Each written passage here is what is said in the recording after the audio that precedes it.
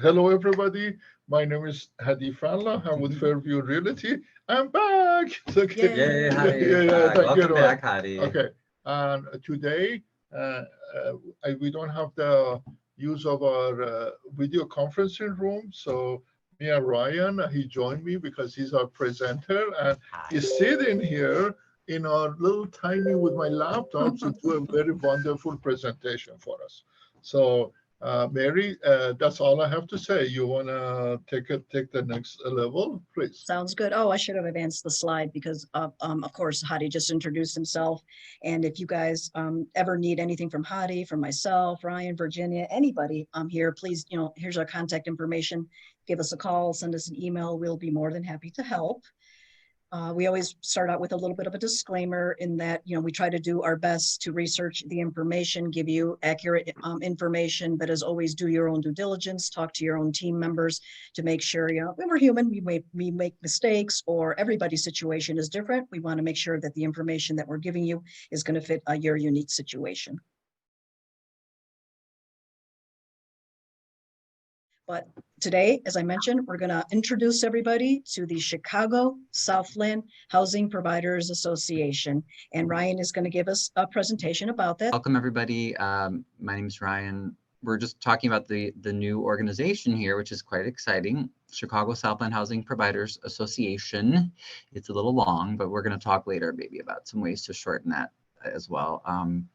What is it? It's a community where landlords can join to learn, to get support, and to create a unified voice over rental rules and regulations. The goal is to help Chicago Southland landlords improve their rental operations and profitability. So also, we're not excluding people that aren't in the Southland, but we wanted to, there's really no group currently that does this. So we are it. I mean, unless someone corrects me, but I don't think there's any other group that really, is fighting for and helping the Chicago Southland landlords. So it's an exciting thing. Yep, and maybe just a comment, like Ryan said, there are other landlord associations scattered around the Chicago area, but as Ryan mentioned, nothing in the south suburbs or the south part of Chicago, which is why Hadi saw a gap and wanted to fill that here. So we're so excited that he did that. Next slide, Ryan. Oh, no, wait, I have something. Oh, wait a minute. Hadi, I was going to say, I forgot, Ryan, remember, that's what I was going to say. Did you want to set the stage and tell us, what your vision was? You've been planning this for a while. Why did you want to create the association? Right. So we started in 2017. But then I had a coordinator, Lori fell off. I don't know if you guys been with us on old days. I remember Lori. Yeah, Lori went to bigger things. We went to a pandemic. We fell off the edge. We came back. Now we have never got this far. So the goal is not to replace the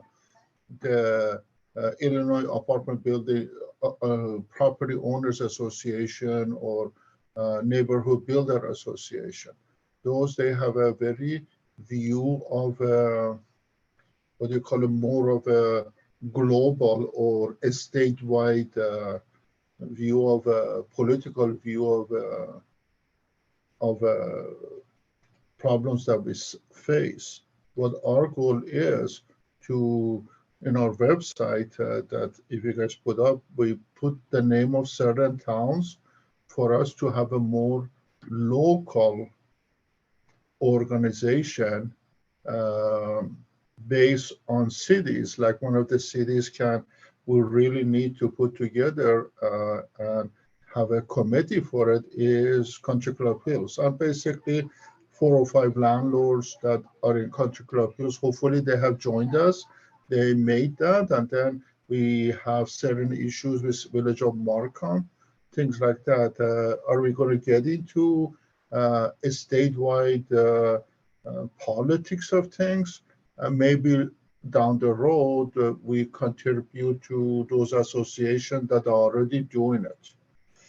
Our goal is when my coordinator, Cassie, goes to village of, let's say, Markham, she being treated with respect, And then those individuals, they don't change the rules every other day.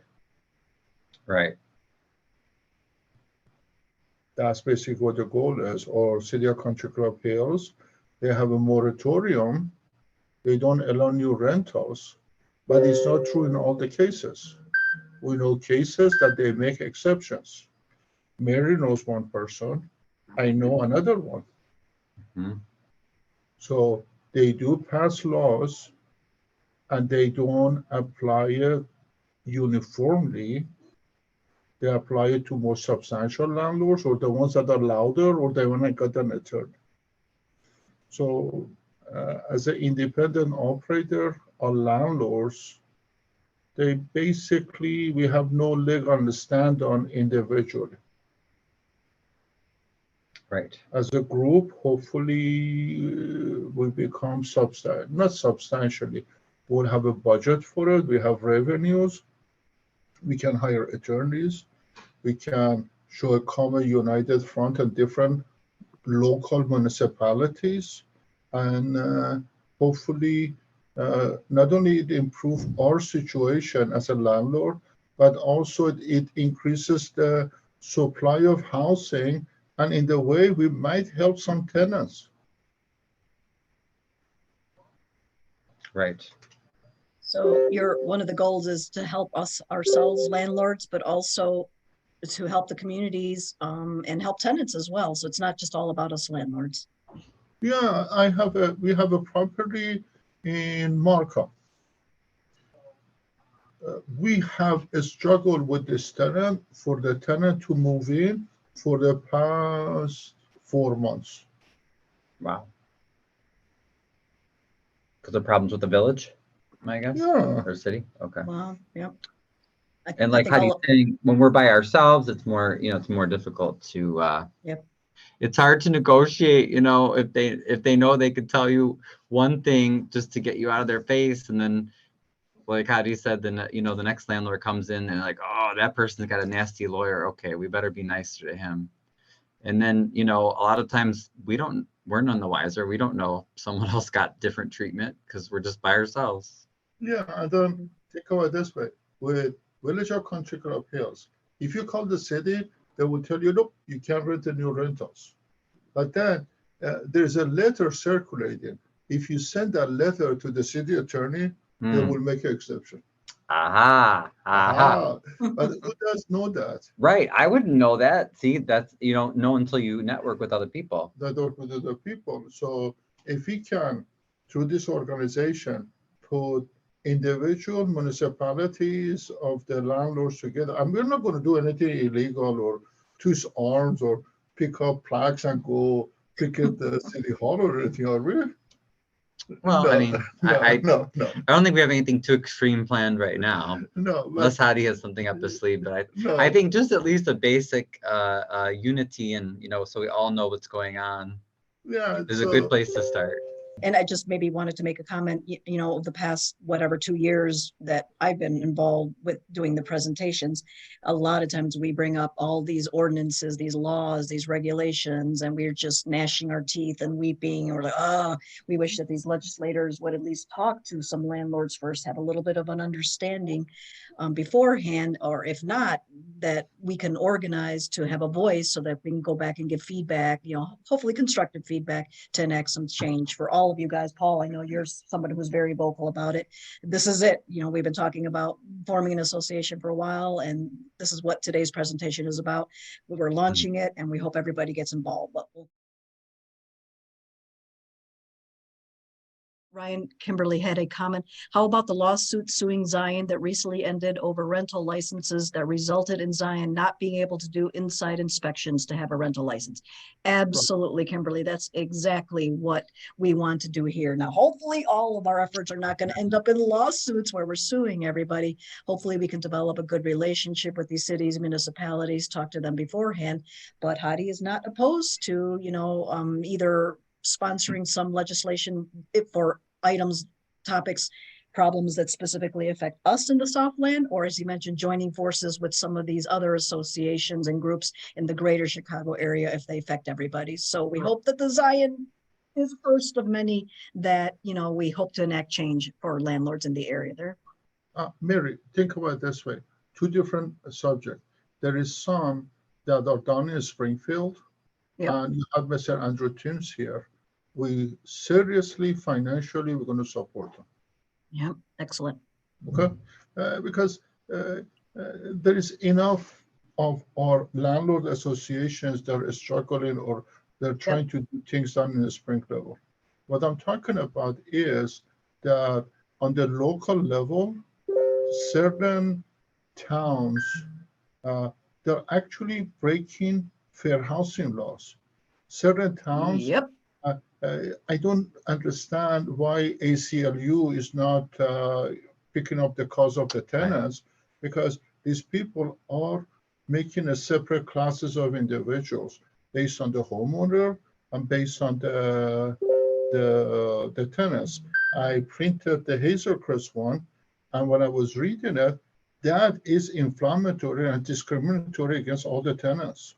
Mhm. City of Hazelcrest. City of Hazelcrest is making a second class of the individuals that is called tenants, and they're not worthy of living in the town. Yep. Okay. Interesting that you said that, because we mentioned that during last week's meeting, the last one that you missed, Hadi, is that I pointed out where some of these laws have been passed in different areas around the country, and they are now being overturned for that exact reason. Unfortunately takes a couple of years. It ends up at the state Supreme Court or even, the United States Supreme Court, but they're getting overturned for that exact reason. They're being discriminatory. So again, we hope that our association doesn't have to resort to the court system all the time. Hopefully giving some voice and some input from us from the beginning will have some good effects, some good relationships with these local officials. I did some informal inquiry to see if what happens if you want to get some sort of representation going in one of the towns. Yep, because they absolutely. have something that what you call it is contrary to the well-being of the tenants and the housing providers. Yep. Okay, so I'm trying not to be one-sided. So it's not only it's causing operational issues with housing provider, but it's actually discriminatory. So basically, the retainers are between 5 to 10,000, and the process is probably around neighborhood of 15 to 25. Wow. Yeah. See, that's beyond the capabilities of individuals like us or what we want to spend. So by pulling everything together. But Mary, at this point it is. But if everybody see what I see, it's not hard to have sufficient. You don't have to sue every town. What are you going to do with City of Homewood? Right. There's some towns that are actually pretty good. They're fair, they're equitable. There's no issues between tenants, landlords, things like that. Yeah, like with City of Homewood, they don't even come and inspect your place. But if you mess with the city and you become a slum landlord, they take you to Markham Court and they will kick your butt. But the thing is, this association is not here to protect slum landlords. Right. Absolutely not. Yep. And that's important to say that too. Yeah. Yep. Okay. So I'm not never going to in my life going to defend an slum landlord. Sounds good. Okay. Two comments. Kimberly, we're going we get enough people around together, and then we have enough fun to operate and enough funds to organize. I talking to probably about 10, 12 people that I know. So any individual that pays their membership to Chicago Southland, okay, they will get from that business that money back. So I'm trying to put anywhere between 15 to 20 businesses together that if you pay your membership dues, okay, all these businesses, they give you your money back 20-fold. Right. Let's, And we will mention that That's later. what I was saying. slide on Let's that. expand on that a little bit later when Ryan gets to the section about sponsors, if that's all right, because we want to encourage other people to do the same thing. Okay. Joan was saying, how do you get a letter to send to the country club's attorney so you can rent your property? Joan, it wasn't a letter. This person who is a regular participant in our group, she had to hire an attorney and sue them. I mean, it was a big deal. She spent a long time and a chunk of money to get it done, so it's not that easy. So basically, these type of things, I have to stick my neck out way too much. See, once you have an association, and this association is a organized, legitimate, Right. I won't be targeted by this tenant, by these people locally. One of the dangers that I might face is a backslash that As a property manager, you're saying? as Fairview, everything you guys, everything happens to the towns or any policy changes they need to do with this trade organization. Whose fault is it? Mine, and I'm doing business with them every day. Right. I think they will let it go. Just thank you, Mr. Fowler, for kicking our butt. It's good to have, the separation. Yeah. Yeah, we have to have some sort of separation.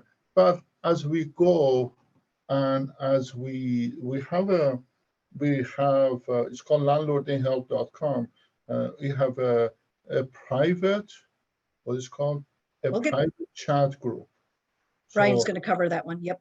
Right. So basically, any individual that is have a question, if they put it on that chat room, I'm hoping the other members will answer them privately. Okay. So one of the chat rooms that we have made. So if you get a tenant that on their credit report says they live at 123 Main Street before, if you put it in the chat room, maybe the landlord would answer you, that was my previous tenant, and you guys can get a landlord reference from each other. That could be. We can't do that on Facebook because we are subject of policies of Facebook. You can't, but this is ours.